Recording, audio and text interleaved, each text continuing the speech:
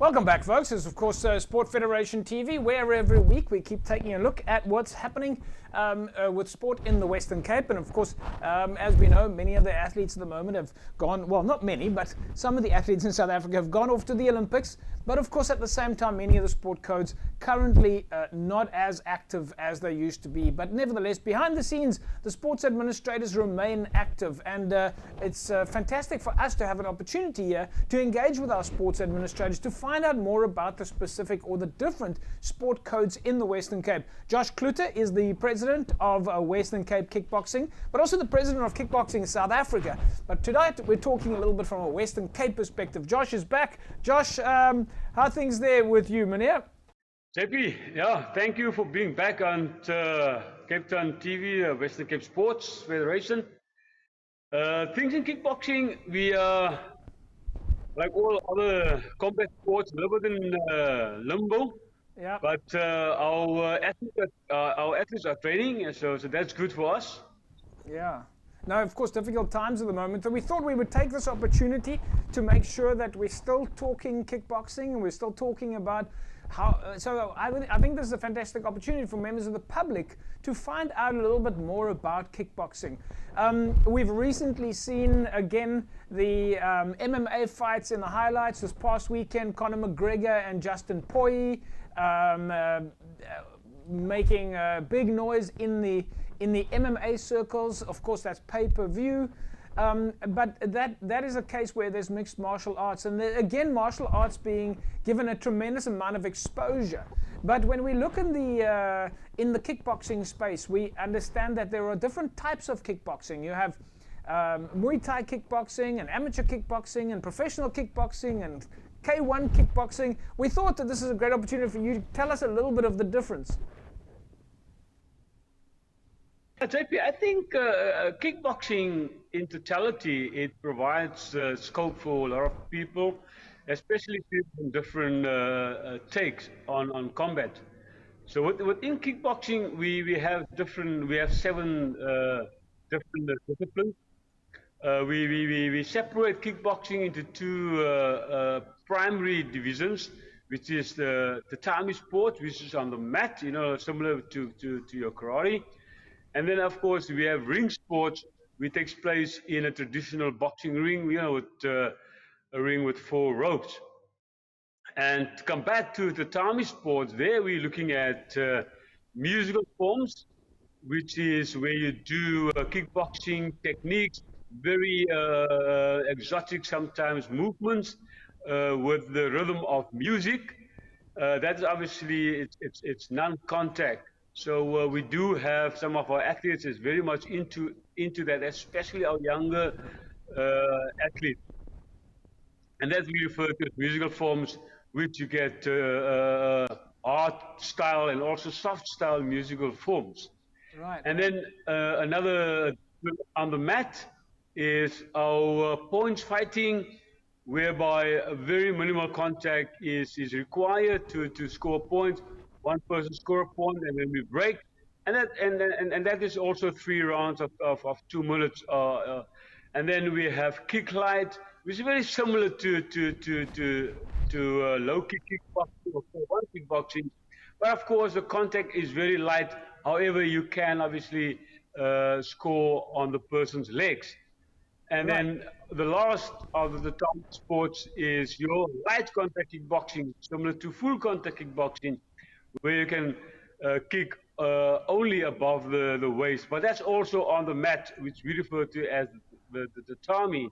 Yes. And then on the ring sport, which is very much more known to the public, it's you've got three different styles in the ring, which is full contact kickboxing. You would know this.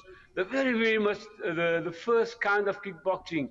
We refer to it as the mother of all kickboxing styles, is where you compete in the ring with the long pants on, with foot and also shin guards.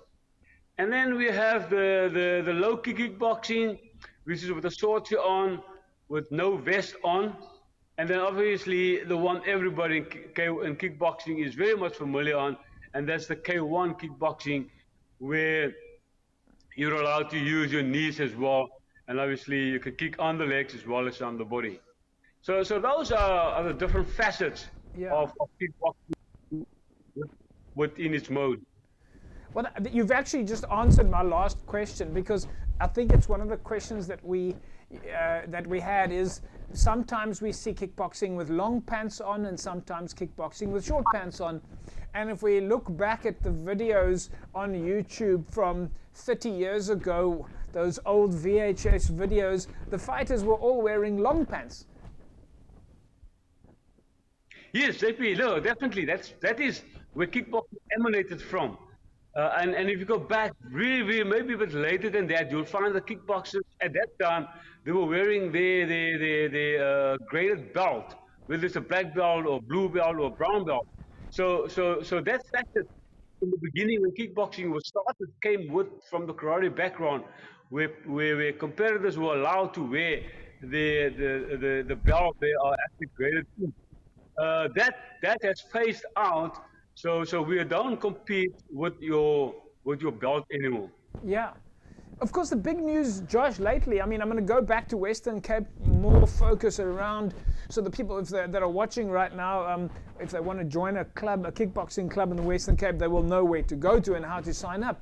But one of the big announcements recently has been that kickboxing has been accepted into the Olympics. Yes, JP, that of course is a very good news to kickboxing worldwide, and we've been working very hard with, even from a South African perspective, to make it happen for the World Association of Kickboxing Organization.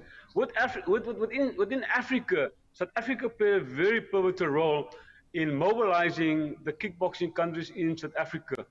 So, and Africa was important for the World Kickboxing Organization in order to get accepted within the IOC. So we're very proud of that movement, and South Africa really played a very pivotal role within that. Looking forward now to maybe the end of 2021 and 22. Are there any major events on the cards, such as South African Championships or World Championships? Of course, we know that all these kind of plannings have to happen with the COVID, with the understanding that the rules could change at any time. Yes, look, some of our districts has had the opportunity, like Cape Town Kickboxing, a kickboxing district in the Western Cape.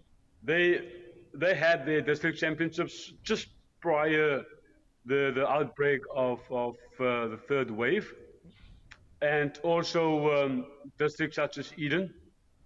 So there are some of the districts also in other provinces that already had some of the district championships. But yes, to answer your question, we're definitely looking at hosting South African National Championships, which will be an open championships. Later in the year, we're looking now currently at November during the summertime, and we hope by that time, things will be open up, and the third wave probably will be gone by that time. So it will be safe, I think, to do something like that.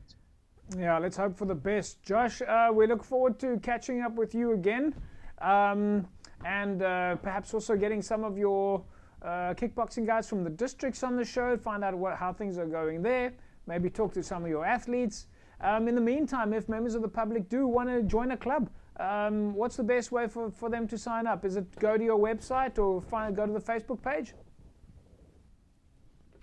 Look, the best way, JP, and before I giving that info, it is just that I must say that kickboxing, we have received a lot of feedback from public. it's maybe a very good something to do, to practice, to keep you sane. You have an opportunity to use all extremities, and it's generally a sporting code currently that will unleash everything that's cropped up, and it's keep you fit, keeps you insane mentally and physically, and if you want to experience that, you can go to the South African Kickboxing website. Within the South African Kickboxing website, you'll find the details of all the clubs within the various districts, with the name of the instructor as well as the telephone number of the instructor and the location of that club. And I can assure you that especially in the Western Cape, you'll find a kickboxing club very, very close to your district or geographical area. Fantastic, Josh. That's great news. Always fantastic talking to you. We'll say to you and everybody there, stay safe, and hopefully we'll catch up again soon. JP, thank you so much. And hopefully when we see each other again, we can probably introduce some of our district presidents and our athletes, as you have mentioned earlier on. Thank you so much. There we go, folks. Josh Cloete, the president of Western Cape Kickboxing, and coincidentally, the president of Kickboxing South Africa. Great news that kickboxing is now into the Olympics, and we, of course, know that a lot of the athletes are currently at the Olympics. Folks, we'll take an ad break. When we come back from the break, we'll carry on taking a look at sport in the province. Back in a sec.